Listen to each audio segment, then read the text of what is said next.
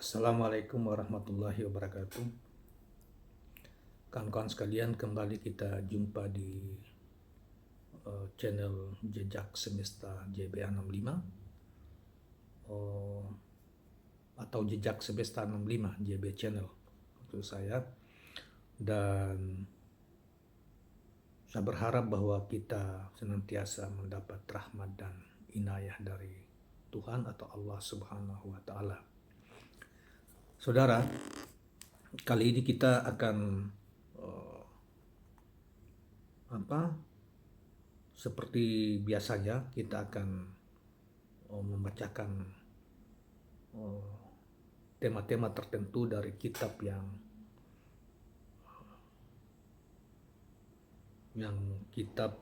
dari kitab-kitab yang pernah kita ini dan belum kita ungkap. Dan kali ini kita angkat coba untuk mengangkat sebuah penjelasan, suatu tema yang ada di dalam kitab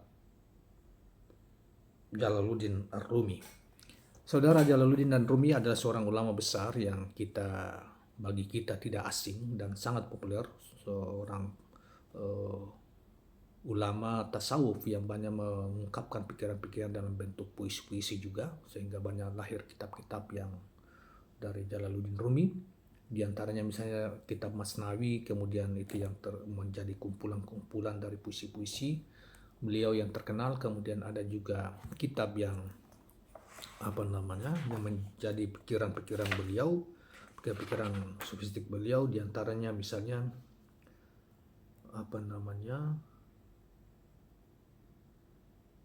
kitab yang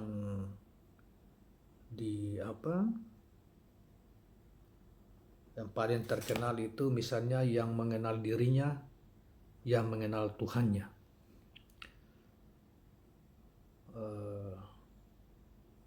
Yang kemudian ini sebagai mahakarya Jalaluddin Rumi, yang dianggap sebagai eforisme sofistik Jalaluddin Rumi. Saudara sekalian, baiklah kita angkat satu tema dari kitab ini. Dan sekadar tambahan bahwa Jalaluddin Rumi adalah seorang yang lahir pada tahun 1200-an Masehi di salah satu daerah di Afghanistan, yang kemudian beliau orang tuanya juga dikabarkan sebagai seorang ulama juga yang mendalami tentang ilmu tasawuf. Saudara, kita angkat tema satu tema dalam kitab beliau yang tadi kita sudah sebutkan itu, yaitu dengan judul Orang Beriman Melihat dengan Cahaya Tuhan. Saudara, dijelaskan oleh Jalaluddin Rumi bahwa polisi selalu menangkap pencuri dan pencuri selalu kabur dari polisi. Tidakkah merupakan suatu khayalan jika ada orang pencuri yang menangkap polisi? Tuhan mempunyai keinginan Bayazid. Bayazid adalah seorang ahli sufi yang kemudian dikutip dalam penjelasan beliau ini, yaitu Abu Yazid Al-Bistami yang terkenal itu. Saya ingin agar tidak memiliki keinginan, kata Bayazid. Sekarang manusia terbatas pada dua keadaan, apakah menginginkan sesuatu atau tidak. Tidak pernah menginginkan bukanlah ciri khas manusia. Karena itu akan berarti orang harus mengosongkan diri dan mesti berhenti menjadi manusia. Apabila tidak satu pun tertinggal dari diri, maka ciri khas manusia baik menginginkan sesuatu atau tidak harus tetap ada. Ketika Tuhan ingin menyempurnakan manusia dan mengubah dia jadi seorang syekh yang sempurna, dia akan membuat manusia mampu untuk memasuki keadaan persatuan dan keesaan sempurna. Suatu wilayah di mana tak ada dualitas maupun pemisahan.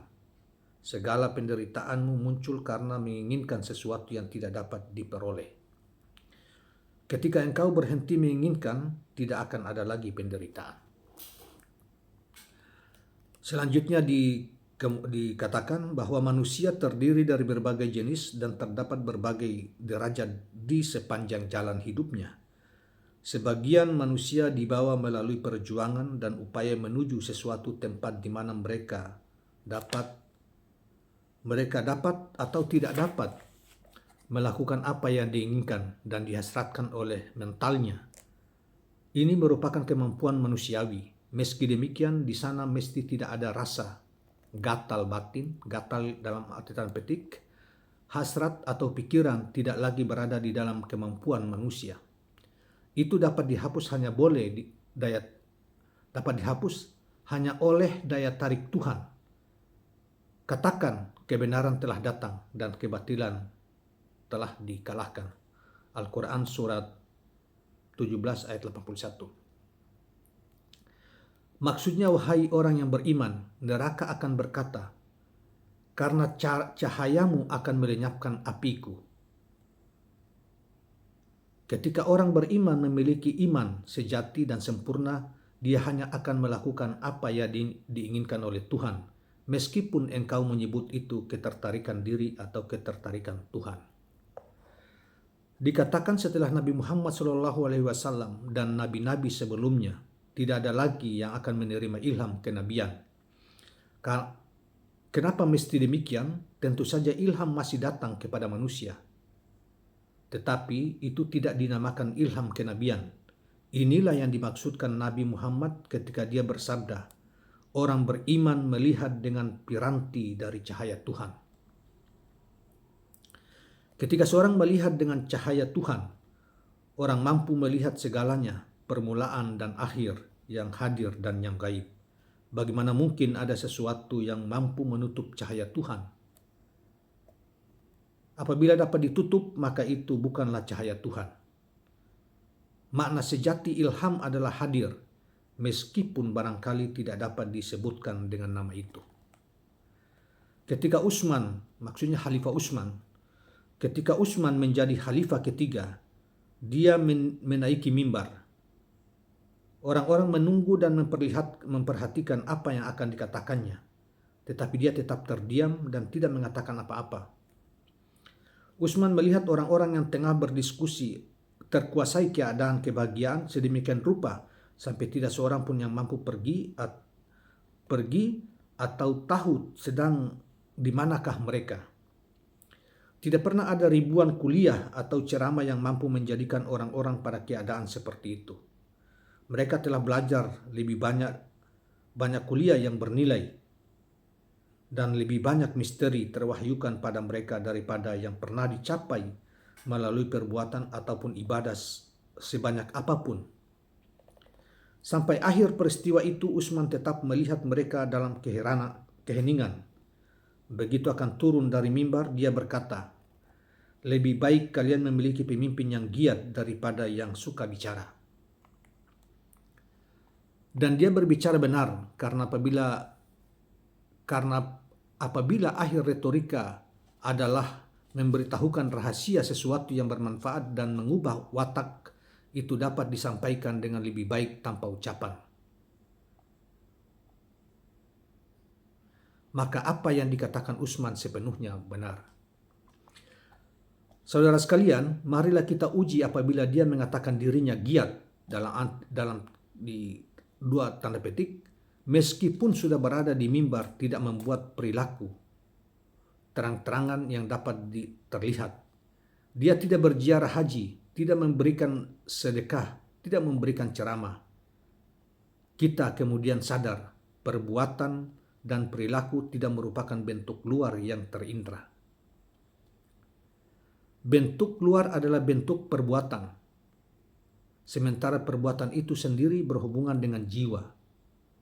Di sini Nabi Muhammad SAW pernah bersabda, yang artinya, sahabatku bagaikan bintang. Siapapun dari mereka yang engkau ikuti, engkau akan terbimbing dengan benar. Orang melihat pada bintang dan terbimbing, padahal tidak ada bintang yang berbicara. Tentu saja tidak. Maka sangat mungkin kalian melihat jalan orang suci, orang suci Tuhan, dan mereka mengendalikan engkau tanpa berkata. Tujuanmu akan tercapai dan engkau akan terangkat menuju tujuanmu, yaitu penyatuan. Biarkan siapapun yang berhasrat melihat kepadaku. Sikapku adalah pertanda kedatangan mereka yang membayangkan bahwa cinta itu memang mudah. Di dalam dunia Tuhan tidak ada yang lebih sukar daripada maklumi perkara yang absurd. Sebagai contoh, andaikan engkau telah membaca sebuah buku dan pembacaan yang kau lakukan benar juga frasanya.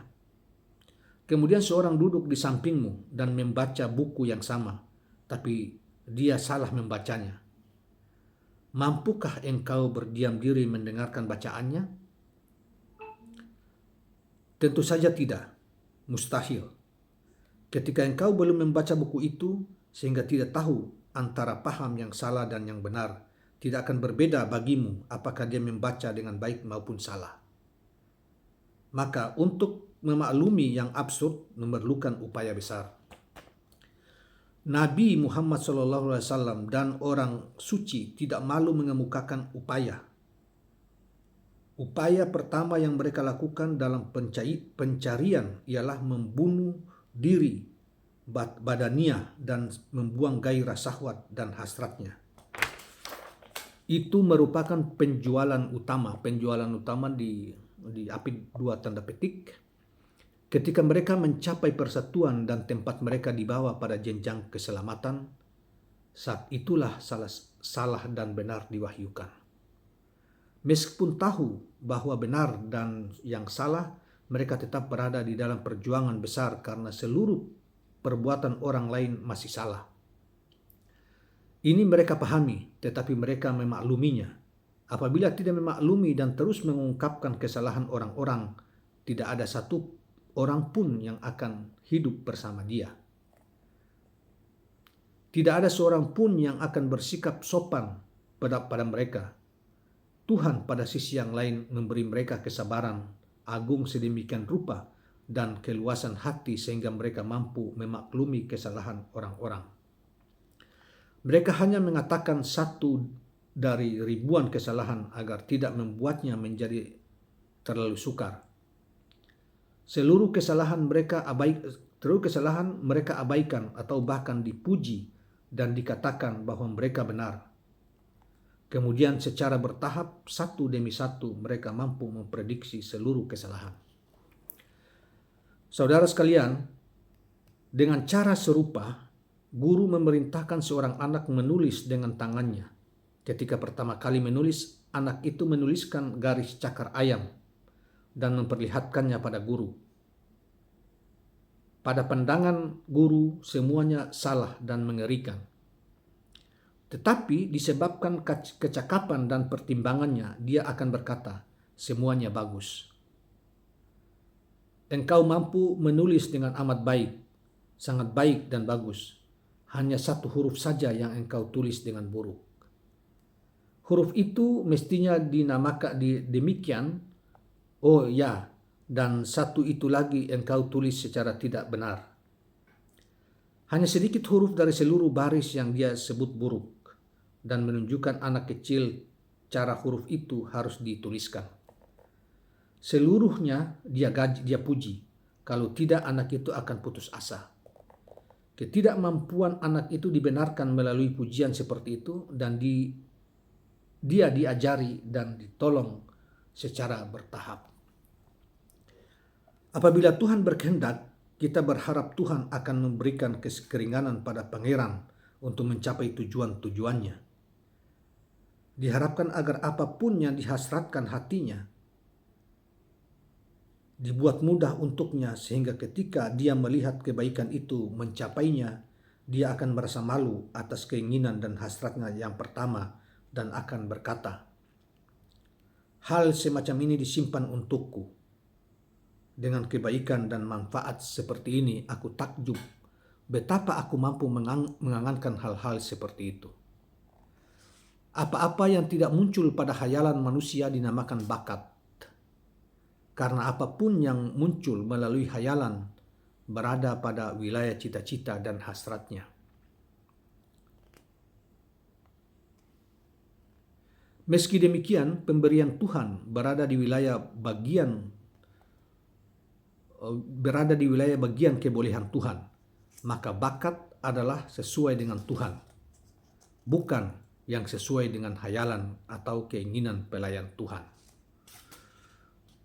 Apa yang belum pernah dilihat mata atau didengar telinga atau terlintas pada pikiran manusia, yakni tidak peduli betapapun banyak mata telah melihat, telinga telah mendengar, dan pikiran menyerap bakat yang engkau harapkan dariku. Pemberianku di atas dan melampaui semuanya. Demikianlah digambarkan kata-kata Tuhan. Dan saudara sekalian, inilah esai singkat yang coba dikemukakan oleh Rumi. Memang kita memahami karena penuh banyak simbolik, sehingga kita mesti dengan tekun mendengarkannya dan mencoba untuk memahami apa yang dimaksud oleh sang penulis atau sang pemberi penjelasan, yaitu Jalaluddin Rumi ini. Terima kasih, dan sebelum kita akhiri, kita jangan lupa subscribe, like, dan komen channel ini. Terima kasih. Assalamualaikum warahmatullahi wabarakatuh.